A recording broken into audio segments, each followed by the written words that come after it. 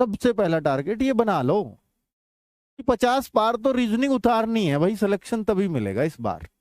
Specially लड़कियां जिनका maths weak होता है कई बार, कि आप अगर आपका मैथ्स वीक है, लड़के हो चाहे लड़की, तो रीजनिंग को 50 पार उतारना ही होगा 55 में से।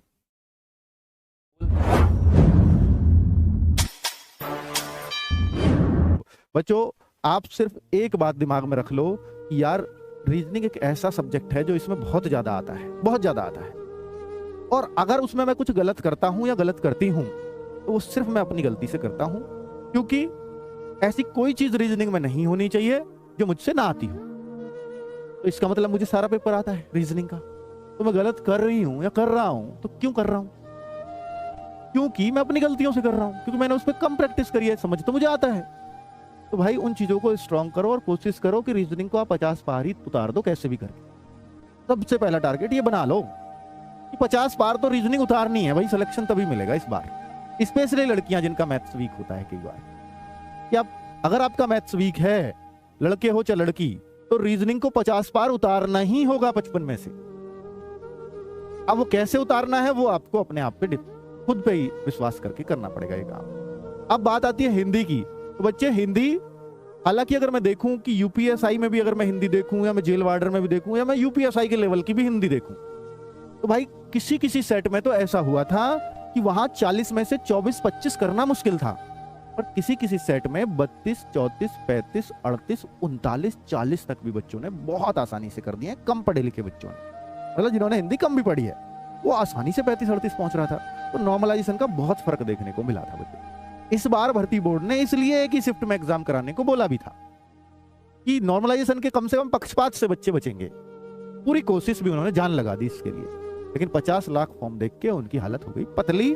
जो टारगेट मैंने फिर बोल दिया कि आप अपने आप को सब्जेक्ट वाइज टारगेट करें, कि मैं रीजनिंग में अपने आप को 50 पहुंचाना है, मेरे को मैथ्स में हर हाल में। अगर आप देखिए बच्चे, थोड़ा भी मैथमेटिक्स को अगर थोड़ा सा भी अपने आप को स्ट्रांग फील करें तो 20 में से 15-16 करना मैथ्स में यूपी में बहुत आसान है। और बिना मैथ्स के सिलेक्शन इस बार भारी पड़ना ही वाला है सबको, क्योंकि जीएस बहुत ज्यादा नहीं होती यूपी की, कितना भी आप पढ़ लो आप तब भी 20-25 के बीच में ही घूमोगे 37-38 में से, अगर पहले जैसी आई तो। आप हिंदी को स्कोरिंग कर सकते हो, आप कोशिश करो हिंदी में 37 में से कि मैं 34-35 के आसपास घूमूं। आप कोशिश करो रीजनिंग में मैं 50 के आसपास रहूं। मैथ्स में कोशिश करो कि मैं 15-16 के आसपास रहूं 20 में से। और जीएस मेरी अगर 20-22 भी रहती है तो कोई चिंता वाली बात नहीं है। जो बच्चा अगर अब यहां जीएस में लाके खुश हो रहा है लेकिन उसका मैथ्स वीक है, लेकिन वो जीएस में ये कहता है कि मैं 38 में से कैसा भी सेट ले आओ, मैं 30 कर देता हूं, अगर आप ऐसे हैं तो भी चिंता की बात है। क्योंकि बच्चों हो सकता है आप आरडब्ल्यूए की जीके या अदर प्लेटफॉर्म की जीके को उतना कर भी पा रहे हो, फिर भी जीएस को ये विश्वास से नहीं कहा जा सकता, चाहे आपके यहाँ हर सेट में 30 आते हैं 38 में से, फिर भी वहां ये गारंटी नहीं है कि आप वहां 30 कर पाओगे।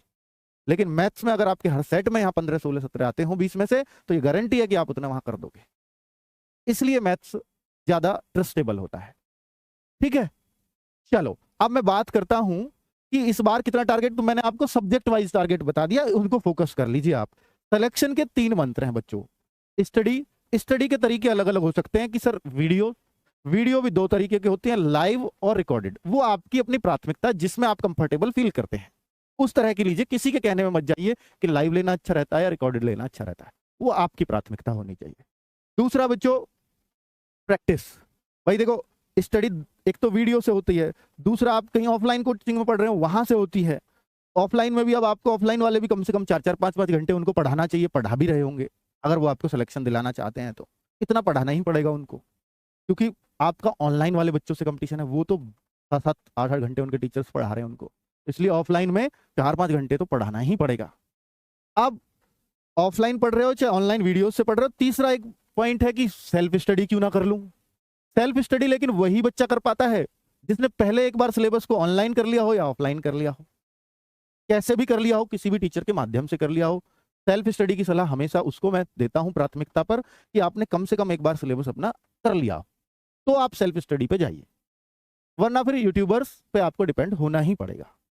ये हुआ कि आप जब बैच ले लोगे ना, तो मई के फर्स्ट वीक में नवीन सर की जो प्रैक्टिस सेट क्लास चल रही है उससे भी आप जुड़ जाइएगा। नवीन सर ने जैसे ऐलान किया था उस चीज का कि जो जीएस का प्रैक्टिस 3 बजे चलता है, वो मई में शुरू होगा, तो आप उस चीज़ से जुड़ जाइएगा। वो बहुत ज़्यादा कारगर है हर एक वैकेंसी के लिए। अभी ये नहीं है कि पर्सनली कोई उसमें जब थंबनेल पे लिखा रहता है कि एसएसजीडी, तो वो एसएसजीडी के लिए ही नहीं है। आप किसी भी एग्जाम के लिए पढ़ सकते हैं उसमें बहुत कुछ कराया जाता है। जो चीज़ आपको बैच में नहीं मिलेगी वो उस प्रैक्टिस सेट में मिल जाती है।